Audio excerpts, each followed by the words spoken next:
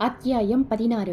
நைஜீரியாவிலிருந்து phone என்று சுபத்ரா சொன்னதும் ஒரு சில வினாடிகள் மௌனமாயிருந்த டாக்டர் ருத்ரபதி பின் அவளிடம் இருந்த செல்போனை வாங்கி காதுக்கு ஒற்றினார். பிறகு மெதுவான குரலில் பேச ஆரம்பித்தார். நைஜீரிய மொழியில் உரையாடல் நடந்தது. நான் ருத்ரபதி.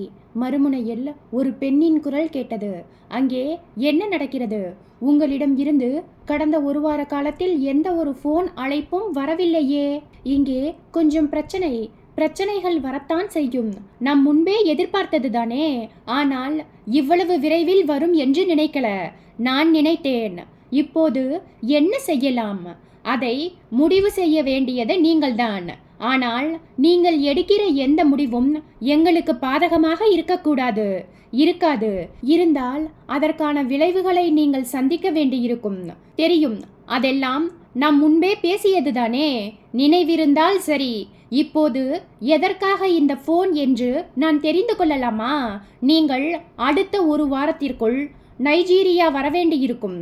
அடுத்த ஒரு வாரத்திற்குள்ளாகவா? ஆமாம், சாத்தியமில்லை. நிகும்புவே உங்களை நேரில் சந்தித்து பேச விரும்புகிறார். விஷயம் முக்கியமானதா? அதிமுக்கியமானது. நான் நாளை பதில் சொல்கிறேன். வர முடியாது என்று சொல்லிவிட வேண்டாம். நிகும்புவேக்கு பிடிக்காது. அது எனக்கு தெரியாதா என்ன? பை த பை, என்ன? எனக்கு ஒரு பிரச்சனை என்று சொன்னேன். அது என்ன பிரச்சனை என்று கேட்க மாட்டீர்களா? அது எங்களுக்கு தேவையில்லையே. நாளைக்கு இதே நேரம் நான் உங்களுக்கு போன் செய்கிறேன். மறுமுனையில் செல்போன் அணைக்கப்பட்டுவிட ருத்ரபதி இரும்பாய் இறுகி போன முகத்தோடு செல்போனை சுபத்ராவிடம் நீட்டினார். சுபத்ரா, டாக்டர், நாளைக்கு இதே நேரம் நைஜீரியாவிலிருந்து எனக்கு போன் வரும். அந்த போன் காலை நீ அட்டன் பண்ணாத. Okay doctor? இப்ப நீயும் ஹரியும் பண்ண வேண்டிய வேலை இதுதான். பிரெயின் டெத் ஸ்டேஜில் இருக்கிற நாகஜோதியை டாக்டர் வெற்றிவேலின் ஹாஸ்பிட்டலுக்கு யாருக்கும் தெரியாம கொண்டு போய் ஐசியூவில் படுக்க வச்சுட்டு வந்துடணும். ஆம்புலன்ஸுக்கு சைரன் வேண்டாம். ஹரி, ஆம்புலன்ஸை நீ ஓட்டு. Yes doctor. கிளம்புங்க. நான் டாக்டர் வெற்றிவேலுக்கு போன் பண்ணி விஷயத்தை சொல்லிடுறேன். சுபத்ராவும் ஹரியும் தலைகளை அசைத்துவிட்டு நாகஜோதியை நோக்கி போனார்கள். சுய உணர்வற்ற நிலையில் இருந்த நாகஜோதியை ஸ்ட்ரெச்சரில் கிடத்தி அதே கட்டிடத்தின் கீழே இருந்த அண்டர் கிரவுண்ட் செல்லர் அறைக்கு கொண்டு போய் அங்கே நின்றிருந்த ஆம்புலன்ஸில் ஏற்றினார்கள். ஹரி பெருமூச்சு வாங்கிக் கொண்டே சுபத்ரா என்றான். என்ன ஹரி, உனக்கு பயமா இல்லையா? எதுக்கு பயம்? நம்ம டாக்டரை காக்கி யூனிஃபார்ம் மோப்பம் பிடிச்சிட்டாங்க. அவர் மாட்டிக்கிட்டாருன்னா அவருக்கு துணையா இருந்த நாமும் மாட்டிக்குவோம். அந்த பயம் உனக்கு இல்லையான்னு கேட்டேன். எனக்கு இல்ல ஹரி. எப்படி உனக்கு இவ்வளவு தைரியம்? ஹரி, ஒரு விஷயத்தை நீ புரிஞ்சுக்கணும். நம்ம டாக்டர் ஒரு சாதாரண எம்பிபிஎஸ் டாக்டர் கிடையாது. இந்தியாவில் இருக்கிற பெஸ்ட் 101 நியூரோ சர்ஜன்களில் நம்ம டாக்டரும் ஒருவர். அவர் இப்ப பண்ணிட்டு இருக்கிற இந்த டீப் பிரெயின் ஸ்டிமுலேஷன் ட்ரீட்மெண்ட்டில் சில விதிமுறைகள் மீறப்பட்டிருக்கலாம். ஆனா அது ஒன்றும் பெரிய குற்றம் இல்லை. போலீஸ் ஆபீசர் மார்த்தாண்டம் இங்க என்ன நடக்குதுன்னு ஸ்மெல் பண்ணி டாக்டருக்கு ஃபோன் பண்ணி மிரட்ட ஆரம்பிச்சிட்டாரே. நம்ம டாக்டர் அந்த மார்த்தாண்டத்தை எப்படி ஹேண்டில் பண்ணணுமோ அப்படி பண்ணிக்குவார். உனக்கு அந்த கவலையெல்லாம் வேண்டாம். உனக்கு இருக்கிற தைரியம் எனக்கு இல்ல சுபத்ரா. உன்னோட உடம்புல கால்சியமும் பாஸ்பரஸும் ரொம்பவே கம்மின்னு நினைக்கிறேன். தினசரி ஒரு ஆப்பிளும் 2 பேரிச்சம்பழமும் சாப்பிடு. 2 மாசத்துக்குள்ள தைரியம் தானா வந்துடும். சரி சரி, சாப்பிட்றேன். அதே நேரத்துல நீ கொஞ்ச நாளைக்கு பாலும் நெய்யும் சாப்பிடாத. ஏன்?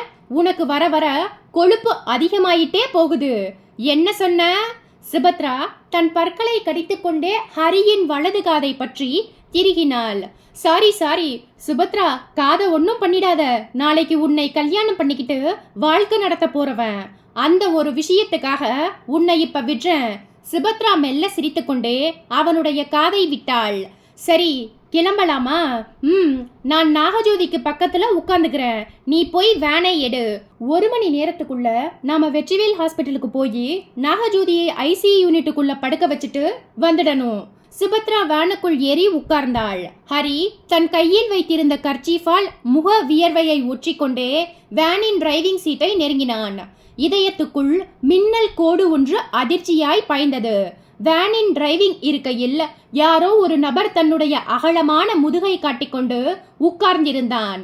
காற்றில் சிகரெட் புகை. விவேக் அதிர்ச்சி விலகாத பார்வையோடு அந்த வைத்தியநாதனை ஏறிட்டான். மிஸ்டர் வைத்தியநாதன், நீங்க என்ன சொல்றீங்க? ஃபாரன்சிக் டெக்னிக்கல் ஸ்காலர் குமரன் கேரளாவில் இருக்கிற அவரோட சொந்த ஊருக்கு காலையிலேயே புறப்பட்டு போயிட்டாரா? ஆமா சார்.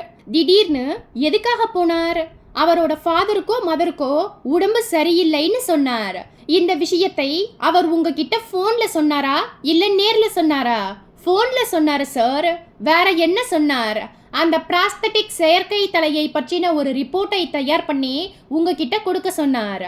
அது விஷயமாய் பேசதான் சார் நான் வந்தேன். ஏன் சார், எனி ப்ராப்ளம்? நீங்க டென்ஷனோடு பேசுறத பார்த்தா ஏதோ பிரச்சனைன்னு நினைக்கிறேன். எஸ் மிஸ்டர் வைத்தியநாதன், நீங்க இந்த ரூமுக்குள்ள வரத்துக்கு 10 நிமிஷத்துக்கு முன்னாடி தான் குமரன் என் கூட பேசினார். அவர் பேசின பேச்சு வழக்கத்துக்கு மாறா இருந்ததால நானும் அவரும் பேசிக்கிட்ட கான்வர்சேஷனை அப்படியே என்னோட செல்போனில் பதிவு பண்ணியிருக்கேன். அதை முதல்ல நீங்க கேட்கணும் சொன்ன விவேக் தன் செல்போனை உயிர்ப்பித்து ஆடியோ ஆப்ஷன் ஐகானை தேய்த்தான். அடுத்த சில வினாடிகளுக்கு பிறகு விவேக்கும் குமரனும் பேசிக்கொண்ட உரையாடல் தெளிவாய் ஒளிபரப்பாகியது. அந்த உரையாடலை கேட்க கேட்க ஃபாரன்சிக் ஆபீசர் வைத்தியநாதனின் முகம் அடியோடு மாறியது. அதிர்ச்சியோடு குறுக்கிட்டார். சார், குமரன் இப்படியெல்லாம் பேச மாட்டாரே, இது குமரனோட குரல் தானே? ஆமா சார், சந்தேகமே இல்ல, இது அவரோட குரல் தான். அவர் எப்பவுமே சாஃப்ட் ஸ்போக்கன். எவ்வளவு டென்ஷனாய் இருந்தாலும் கோபப்பட மாட்டார். நிச்சயமா அவர் இப்படி பேசி இருக்க மாட்டார். Something wrong sir. குமரனோட ஃபோன் நம்பர் உங்ககிட்ட இருக்கா? இருக்கு சார். அவருக்கு ஃபோன் பண்ணி பாருங்க. வைத்தியநாதன் செல்போனை எடுத்து குமரனின் எண்ணை தொடர்பு கொண்டார். மறுமுனையில் இணைப்பு கிடைத்து ஒரு பெண் குரல் கேட்டது. யாரு? மிஸ்டர் குமரன் இருக்காரா? நீங்க வைத்தியநாதன் எஃப் ஓ. ஓ நீங்களா? நான் அவரோட ஒய்ஃப் பேசுறேன். என்ன விஷயம்? மிஸ்டர் குமரன் கிட்ட கொஞ்சம் பேசணும். அவர் தூங்கிட்டு இருக்காரே. என்னது, அவர் தூங்கிட்டு இருக்காரா? மேடம், இப்ப நேரம் காலை 11 மணி. நேத்து ராத்திரி பூராவும் ஆபீஸில் ஏதோ வேலைன்னு இருந்துட்டு இப்ப 1 மணி நேரத்துக்கு முன்னாடி வந்துதான் படுத்தார். நடுவில் யார் ஃபோன் பண்ணினாலும் எழுப்ப வேண்டாம்னு சொல்லி இருக்கார். ஒரு 2 மணி நேரம் கழிச்சு ஃபோன் பண்றீங்களா? அத்தியாயம் 17. ஃபாரன்சிக் ஆபீசர் வைத்தியநாதன் தன் செல்போனை இடது உள்ளங்கையால் பொத்திக்கொண்டே விவேக்கிடம் திரும்பினார். சார், என்ன வைத்தியநாதன்? குமரனோட ஒய்ஃப் லைன்ல இருக்காங்க சார். நேத்து ராத்திரி பூராவும் குமரன் ஆபீஸில் வேலையா இருந்துட்டு 1 மணி நேரத்துக்கு முன்னாடி தான் வீட்டுக்கு வந்து படுத்தாராம். இப்ப அவர் தூங்கிட்டு இருக்காராம். யார் ஃபோன் பண்ணினாலும் தன்னை எழுப்ப வேண்டாம்னு சொல்லிட்டு படுத்தாராம். அந்த செல்போனை என்கிட்ட கொடுங்க. விவேக் வைத்தியநாதனிடமிருந்து செல்போனை வாங்கி தன் காதில் வைத்தான். குட் மார்னிங் மிஸ்ஸஸ் குமரன், நான் Vivek, crime branch. Good morning. சொல்லுங்க சார். உங்க கணவர் நேத்து ராத்திரி முழுக்க ஆபீஸில் இருந்தாரா? ஆமா. அது உண்மைன்னு உங்களுக்கு எப்படி தெரியும்? அப்படியெல்லாம் அவர் பொய் சொல்லக்கூடியவர் இல்லையே சார். எதுக்காக இப்போ இந்த விசாரணை? ஒரு முக்கியமான ரிப்போர்ட்டை இன்னைக்கு காலையில் 10 மணிக்கு தரதா சொன்னார். ஆனா தரல. அது சம்பந்தமாய் அவர்கிட்ட கொஞ்சம் பேசணும். சாரி சார், வரும்போதே அவர் ரொம்பவும் டயர்டா இருந்தார். மத்தியானம் 1 மணி வரைக்கும் என்னை எழுப்ப வேண்டாம். எந்த ஒரு ஃபோன் கால் வந்தாலும் நீயே அட்டன் பண்ணி பேசிடு. ஆபீஸில் இருந்து முக்கியமான கால் ஏதாவது வந்தா விஷயம் என்னன்னு கேட்டு ஒரு பேப்பர்ல குறிச்சு வையின்னு சொன்னார். நான் மறுபடியும் இந்த கேள்வியை கேட்கறேன்னு தப்பா நினைச்சுக்க வேண்டாம். காலையில் அவர் வீட்டுக்கு வரும்போது நேரம் என்ன இருக்கும்? ஒரு 8 மணி இருக்கும். எது மாதிரியான மனநிலையில் இருந்தார்? உங்க கேள்வி எனக்கு புரியல. பொதுவா உங்க கணவர் வெளியே போயிட்டு வீட்டுக்கு வரும்போது எது மாதிரியான மனநிலையில் இருப்பாருன்னு உங்களுக்கு தெரியும். அந்த நிலையில் இருந்து அவர் மாறுபட்டு இருந்தாரான்னு கேக்குறேன். சாரி, அவர்கிட்ட எந்த ஒரு மாறுதலும் இல்லை. எப்படியும் மாசத்துல 2-3 தடவை ஆபீஸ்ல நைட் பூராவும் இருந்துட்டு காலை நேரங்கள்ல வந்திருக்காரு. மத்தியானம் 2 மணி வரைக்கும் தூங்கிட்டு லஞ்ச் சாப்பிட்டுட்டு மறுபடியும் ஆபீஸுக்கு போயிடுவார். Thanks for your information. Vivek செல்போனை அணைத்துவிட்டு கமிஷனர் சடகோபனை ஏறிட்டார். சார், குமரனோட ஒய்ஃப் சொல்றத பார்த்தா குமரன் கிட்ட ஏதோ தப்பு இருக்கிற மாதிரி தெரியுது. இந்த விஷயத்துல ஒரு தெளிவு கிடைக்கணும்னா குமரன் வீட்டுக்கு நேரடியாய் போய் அவரை எழுப்பி விசாரிக்கணும். Do it immediately Vivek. அவர் பேர்ல ஏதாவது தப்பிருந்தா டிபார்ட்மெண்ட் ரீதியாய் நடவடிக்கை எடுக்கவும் தயங்க வேண்டாம். எஸ் சார், விவேக் சொல்லிக்கொண்டே எழுந்தான். மிஸ்டர் வைத்தியநாதன், சார், உங்களுக்கு குமரன் வீடு தெரியுமா? தெரியும் சார். அவசரத்துக்கு முன்னாடி ஒரு தடவை என்னோட கார்ல அவரை அவர் வீட்டுல டிராப் பண்ணி இருக்கேன்.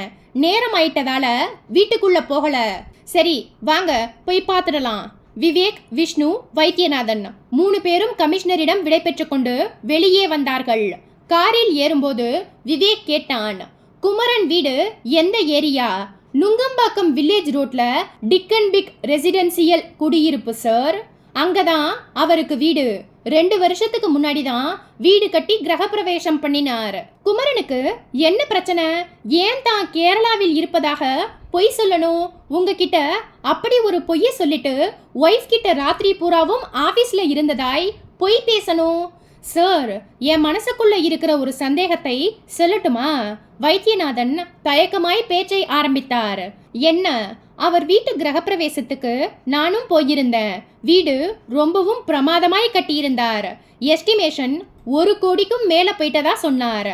4 பேங்க்ல பர்சனல் லோன் வாங்கி இருக்கார். டியூ சரியா கட்ட முடியலன்னு என்கிட்ட வருத்தப்பட்டார். இருக்கட்டும், அந்த விஷயத்துக்கும் இப்ப நடந்துட்டு இருக்கிற இந்த விஷயத்துக்கும் என்ன சம்பந்தம்? சம்பந்தம் இருக்கா இல்லையான்னு எனக்கு தெரியாது சார்.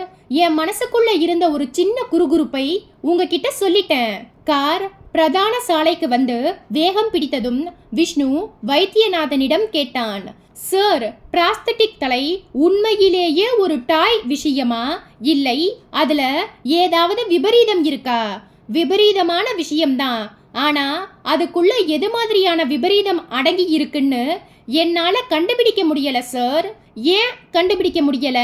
உண்மையை சொல்லணும்னா அந்த அளவுக்கு எனக்கு டெக்னாலஜி நாலேஜ் இல்ல. குமரனுக்கு அந்த நாலேஜ் இருக்கு. ஆனா இந்த ரிப்போர்ட்டை தயாரிக்கிற வேலையை என்கிட்ட கொடுக்க என்ன காரணம்னு தெரியல. நம்ம ஃபாரன்சிக் டிபார்ட்மெண்ட்டில் குமரனை தவிர வேறு யாருக்குமே அந்த பிராஸ்தட்டிக் டெக்னாலஜி நாலேஜ் இல்லையா? இல்லை. மும்பை ஃபாரன்சிக் பிரிவுக்கு கொண்டு போனா ஒருவேளை அந்த விபரீதம் என்னவா இருக்கும்னு கண்டுபிடிக்க முடியும். காருக்குள் வேண்டாத ஒரு அமைதி நிலவ விவேக் இறுகி போன முகத்தோடு காரின் வேகத்தை அதிகரித்தான். அடுத்த 20வது நிமிடம் நுங்கம்பாக்கமும் வில்லேஜ் ரோடும் வந்தது. அந்த கட்ல திரும்பணும் சார். விவேக் காரை திருப்பினான். அபிராமி அவென்யூ குடியிருப்போர் நலசங்கம் தங்களை அன்புடன் வரவேற்கிறது என்கிற பெயர் பலகை வழிகாட்ட கார் வேகத்தை குறைத்து கொண்டு நிழலான சாலைகளில் ஓடியது. 8வது குறுக்கு தெருவில் 6ஆம் நம்பர் பங்களா சார். வைத்தியநாதன் சொன்ன பங்களாவுக்கு முன்பாய் போய் கார் நின்றது. 3 பேரும் இறங்கினார்கள். விஷ்ணு முன்னதாக போய் காம்பவுண்ட் கேட்டை தள்ளினான். அது உட்பக்கமாய் தாளிடப்பட்டிருக்கவே கையை கிரில் கேட்டின் இடைவெளியில் நுழைத்து தாழ்பாலை விளக்கினான். உள்ளே கட்டி போடப்பட்டிருந்த நாய் குரைத்தது. உள்ளே போனார்கள். போர்டிகோ தூணில் ஒரு சங்கிலியால் கட்டி போடப்பட்டிருந்த அந்த டாபர்மேன் கருப்பு நாய் முன்ஜென்ம பகையோடு தொண்டை திரிக்க குரைத்தது. நாயின் குரைப்பை பொருட்படுத்தாமல் விஷ்ணு வாசற்படி ஏறி அழைப்பு மணியின் பொத்தானின் மேல் விரலை வைக்க முயன்ற வினாடி கதவு திறந்தது. அந்த இளம் பெண் நின்றிருந்தாள்.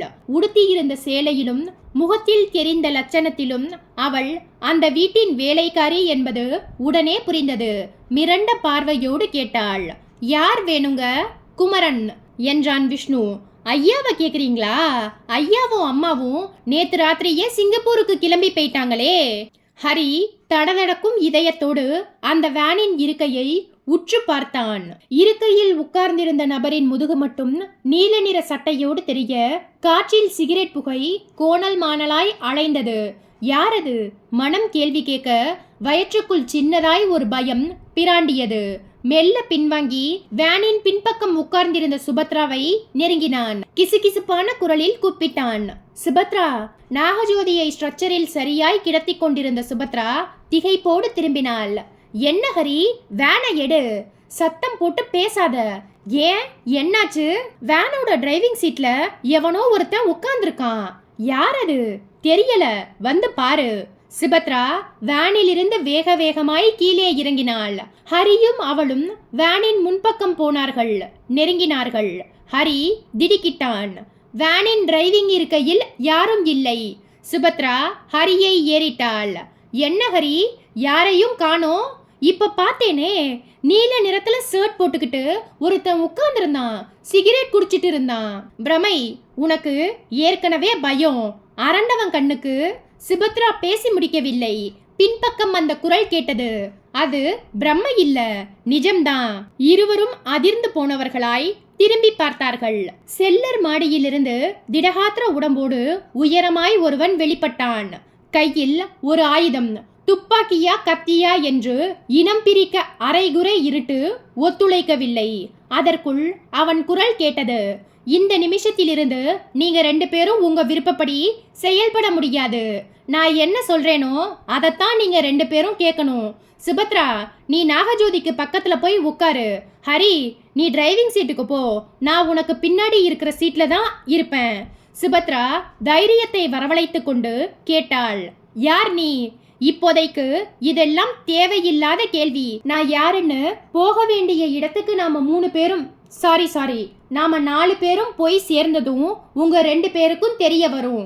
ஹரியும் சுபத்ராவும் அவனையே பார்த்து கொண்டு அசையாமல் அப்படியே நின்றார்கள். அவன் தனது வலது கையை மெல்ல உயர்த்தினான். கையில் சில்வர் நிற உடம்போடு அரையடி நீளத்தில் டார்ச் லைட் போல் எதுவோ இடம் பிடித்திருந்தது. ஹரி, சுபத்ரா, இது காஸ்மிக் இன்ஃப்ராரெட் பிஸ்டல். இவன் மகா துஷ்டன். ஒரு பொருளை அழிச்சு சாம்பலாய் மாத்திரத்துக்கு இவனுக்கு 10 வினாடி போதும். இப்ப அதை டெஸ்ட் பண்ணி பார்த்துடலாமா? சொன்னவன் அந்த பிஸ்டலை இயக்க சிவப்பு வெளிச்சம் ஒரு கற்றையாய் பாய்ந்து 20 அடி தூரத்தில் கீழே விழுந்து கிடந்த ஒரு டயரை நனைத்தது. சரியாய் 10 வினாடிகள் கரைவதற்குள் அந்த டயர் சிறிதும் புகையை வெளிப்படுத்தாமல் எரிந்து நீராக வழிந்தோடி பிறகு ஒரு சிறிய சாம்பல் மேடாக மாற ஹரியும் சுபத்ராவும் பயத்தில் உறைந்து போனார்கள். அத்தியாயம் 18. ஹரியும் சுபத்ராவும் துடிக்க மறந்த இதயத்தோடும் இமைக்க மறந்த விழிகளோடும் அந்த நபரையே பார்த்து கொண்டிருக்க அவன் அடித்தொண்டையில் உருமினான். என்னோட கையில இருக்கிற இந்த காஸ்மிக் இன்ஃப்ராரெட் பிஸ்டல் எது மாதிரியானதுன்னு இப்ப உங்க 2 பேருக்கும் தெரிஞ்சிருக்கும். ஹரி, நீ போய் டிரைவிங் சீட்ல உட்கார். சுபத்ரா, நீ மயக்கமா இருக்கிற நாகஜோதிக்கு பக்கத்துல போய் உட்காரணும். வேன் நான் சொல்ற இடத்துக்கு போகணும். அங்க போன பின்புதான் ஏன் எதுக்காக இந்த கடத்தல்னு உங்க 2 பேருக்கும் புரியும். ஹரியும் சுபத்ராவும் மிரண்ட பார்வைகளோடு வேனை நோக்கி நடந்தார்கள். அதே வினாடி சுபத்ராவின் செல்போன் வெளிச்சமாய் ஒளிர்ந்து வைப்ரேஷனில் கூப்பிட்டது. சுபத்ரா நின்று பிஸ்டல் பேர்வழியை பார்க்க அவன் கேட்டான். அது யாரோட கால்? டாக்டர் ருத்ரபதி. எதுக்காக அவர் கூப்பிடுறார் தெரியல. சரி, ஸ்பீக்கரை ஆன் பண்ணிட்டு எப்பவும் பேசுகிற மாதிரி இயல்பா பேசணும். பேசுற வார்த்தைகளில் கொஞ்சம் கூட நடுக்கமோ பயமோ இருக்கக்கூடாது. சுபத்ரா தலையாட்டி விட்டு ஸ்பீக்கரை ஆன் பண்ணி பேசினாள். டாக்டர், என்ன சுபத்ரா, இன்னுமா நீயும் ஹரியும் கிளம்பல? வேன்ல ஏதாவது பிரச்சனையா? அதெல்லாம் ஒன்றும் இல்லை டாக்டர். வேன் புறப்படுற நேரத்துல ஹரிக்கு அவரோட ஃப்ரெண்டு கிட்ட இருந்து ஃபோன் வந்தது. அத அட்டன் பண்ணி பேசிட்டு இருந்தார். மறுமுனையில் ருத்ரபதி எரிச்சலானார். ஃபோன் பேசிட்டு இருக்க இதுவா நேரம்? அங்க டாக்டர் வெற்றிவேல் நாகஜோதிக்காக வெயிட் பண்ணிட்டு இருக்கார். சீக்கிரம் கிளம்புங்க. இதோ புறப்படுறோம் டாக்டர். நாகஜோதியை வெற்றிவேல் கிட்ட ஒப்படைச்சதும் எனக்கு உடனடியாய் ஃபோன் பண்ணி விஷயத்தை சொல்லணும். அந்த நிமிஷமே ஃபோன் பண்றோம் டாக்டர். பத்ரம் சுபத்ரா, ஹரிகிட்ட சொல்லு. ரேஷ் டிரைவிங் வேணாம், மிதமான வேகமே போதும். ஓகே டாக்டர், உங்க ஃபோனுக்காக வெயிட் பண்ணிட்டு இருப்பேன். மறுமுனையில் ருத்ரபதி செல்போனை அணைத்துவிட சுபத்ராவும் இணைப்பை துண்டித்தாள். பிஸ்டல் ஆசாமி கையசைத்தான். 2 பேரும் வேனுக்கு போங்க. இனி செல்போன்கள் ஸ்விட்ச் ஆஃபில் இருக்கட்டும். சுபத்ரா வேனின் பின்பக்கம் போக ஹரி இருண்டு வியர்த்து போன முகத்தோடு டிரைவிங் சீட்டை ஆக்கிரமித்தான். அவன் ஹரியின் பின்பக்க சீட்டில் உட்கார்ந்து கொண்டு ஹரியின் பிடரியில் பிஸ்டலை வைத்து உரசினான். காதருகே குரல் உஷ்ணமாய் மோதியது. இதோ பார், நீ என்னை ஏமாத்த நினைச்சா டிரைவிங் சீட்டில் உன்னோட உடம்பு ஒரு கைப்பிடி சாம்பலா கொட்டி கிடக்கும். ஹரி எரிச்சலாய் திரும்பி பார்க்காமல் சொன்னான். நிலைமை எனக்கு புரியுது. புத்திசாலி, எங்க போகணும் சொல்லு. முட்டுக்காடு என்று சொன்னவன் நன்றாக சாய்ந்து உட்கார்ந்து கொண்டான். அதற்கு பிறகு அவன் பேசவில்லை. ஹரி வேனை நிதானமான வேகத்தில் செலுத்தினான். அந்த பிஸ்டல் மட்டும் ஹரியின் பிடரியில் உறுத்தி கொண்டே இருந்தது. கிட்டத்தட்ட 1 மணி நேர பயணத்திற்கு பிறகு முட்டுக்காடு எல்லையை கார் தொட்டது. மீண்டும் காதருகே அவன் குரல் கேட்டது. ஹரி வேனோட வேகத்தை குறைத்தான். அதோ கொஞ்சம் தூரத்துல சாலையோட வலது பக்கம் ஒரு பெரிய மரம் தெரியுது. அதை ஒட்டி கரடு முரடா ஒரு ரோடு போகும். அதுல வேன் போகட்டும். அங்க யார் இருக்காங்க? இப்படி என்கிட்ட கேள்வி கேட்கறது இதுவே முதலும் கடைசியுமா இருக்கட்டும். இப்போதைக்கு உன்னோட வேலை வேனை ஒழுங்கா ஓட்டுறது மட்டுமே. ஹரி மறுபடியும் மௌனமானான். பிஸ்டல் பேர்வழி சொன்னது போலவே அந்த பெரிய மரத்தை ஒட்டி சாலை ஒன்று உற்பத்தியாகி நீண்ட கோணல் கோடு மாதிரி தெரிந்தது. ரோடு மோசமா இருக்கும் போலிருக்கே. ரொம்ப மோசம்தான். வேனை பார்த்து ஓட்டு. 3rd கியரை போட்டு ஓட்டாத, வண்டி குதிக்கும். ஹரி வேனின் வேகத்தை குறைத்து அந்த குறுகலான கரடு முரடான பாதையில் வேனை நுழைத்தான். சாலையின் முகப்பிலேயே அந்த அறிவிப்பு பலகையில் எழுதப்பட்டிருந்த வார்த்தைகள் பெயிண்டின் நிறம் மங்கி தெரிந்தன. ஹரி படித்தான். எச்சரிக்கை, அந்நியர்கள் இந்த பகுதியை கடந்து செல்வது ஆபத்தானது. இது தடை செய்யப்பட்ட பகுதி. முட்டுக்காடு வனச்சரகம். வேனை ஒட்டி கொண்டிருந்த ஹரியின் இதயம் பந்தய குதிரையின் மைதானமாய் மாறியது. ஐயாவும் அம்மாவும் நேத்து ராத்திரியே சிங்கப்பூருக்கு கிளம்பி போயிட்டாங்களே என்று அந்த வேலைக்கார பெண் சொன்னதை கேட்டு விவேக், விஷ்ணு, ஃபாரன்சிக் ஆபீசர் வைத்தியநாதன் 3 பேரும் குழப்ப பார்வையை பரிமாறிக்கொண்டார்கள். விவேக் சுதாரித்து கொண்டு அந்த பெண்ணை ஏறிட்டான். நீ இந்த வீட்ல வேலை செய்யற பொண்ணா? ஆமாங்க ஐயா. உன் பேர் என்ன? மரகதம். நாங்க யாருன்னு உனக்கு தெரியுமா? தெரியாதுங்க ஐயா. போலீஸ். ஐயா. அவள் முகம் ஒரு மிரட்சிக்கு உட்பட்டு அடியோடு மாறியது. விஷ்ணு அவளை உன்னிப்பாய் பார்த்தபடி கேட்டான். போலீஸ்ன்னு சொன்னதும் ஏன் பயப்படுற? நான் பயப்படலீங்க ஐயா. போலீஸ் கிட்ட பொய் சொல்லக்கூடாது தெரியும் இல்ல? நான் பொய் சொல்லலீங்க ஐயா. இப்ப வீட்ல யார் இருக்காங்க? நானும் என்னோட புருஷனும். எங்கே உன் புருஷன்? ஐயா, அவர் இந்த வீட்டுக்கு வாட்ச்மேன். இப்ப அவர் நாய்க்கு கறி வாங்க மார்க்கெட்டுக்கு போயிருக்கார். இன்னும் கொஞ்ச நேரத்துல வந்துடுவார். உன் புருஷனோட பேர் என்ன? செல்லப்பன். விவேக் அந்த வீட்டுக்குள் நுழைந்து கொண்டே கேட்டான். உன்னோட ஐயாவும் அம்மாவும் சிங்கப்பூர் போயிருக்காங்கன்னு சொன்ன. எதுக்காக போயிருக்காங்கன்னு தெரியுமா? தெரியாதுய்யா. அவங்க சிங்கப்பூருக்கு தான் போயிருக்காங்கன்னு உனக்கு எப்படி தெரியும்? அப்படிதாயா என்கிட்ட ஐயாவும் அம்மாவும் சொன்னாங்க. அவங்க இந்த வீட்டிலிருந்து புறப்பட்டு போகும்போது நீ பாத்தியா? இல்லைங்கய்யா, அம்மா தான் கொஞ்ச நேரத்துக்கு முந்தி எனக்கு ஃபோன் பண்ணி, மரகதம், ஐயாவும் நானும் திடீர்னு நேத்து ராத்திரி புறப்பட்டு சிங்கப்பூர் வந்துட்டோம். ஊர் திரும்புறதுக்கு எப்படியும் 1 வாரம் 10 நாள் ஆயிடும். யாராவது எங்களை கேட்டுட்டு வந்தா விபரம் சொல்லிடுன்னு சொன்னாங்க. விவேக் அவளை பார்வையால் ஊடுருவினான். நீ சொல்றது எதுவும் நம்புற மாதிரியே இல்லையே. ஐயா, எனக்கும் என் புருஷனுக்கும் பொய் பேசி பழக்கம் இல்ல. நான் இந்த வீட்ல வேலைக்காரியாவும் என் புருஷன் வாட்ச்மேனாவும் வேலை பார்த்தாலும் ஐயாவும் அம்மாவும் அப்படிப்பட்ட எண்ணத்தோடு பார்க்காம அவுட் ஹவுஸ் ஒன்று கட்டி கொடுத்து எங்களை அவங்க கூடவே வச்சுக்கிட்டாங்க. அவங்க வெளியூரோ வெளிநாடோ போகும்போது இந்த பங்களாவை பார்க்கறது நாங்க தான். அவங்க திடீர்னு தான் வெளிநாடு கிளம்பி போவாங்களா? 2 நாளைக்கு முன்னாடியே சொல்லுவாங்க.